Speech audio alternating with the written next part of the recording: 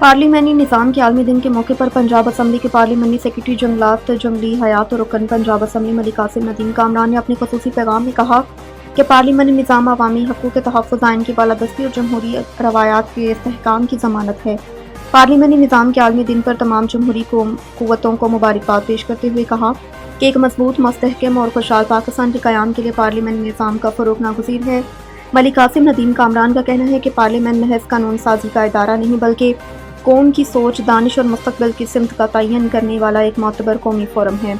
कहा है कि आइन की हुक्मरानी, कानून की बालादस्ती और जमहूरी इक़्तिदार का फ़रोग़ मुल्क की तरक्की, अवामी खुशहाली के लिए इंतहाई ज़रूरी।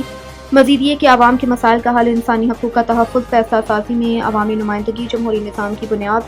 मलिक कासिम नदीम कामरान ने इस अज़्म का इज़हार किया कि मुस्लिम लीग नून कायद मोहम्मद नवाज शरीफ की क़यादत और वज़ीर आला पंजाब मरीम नवाज शरीफ के विज़न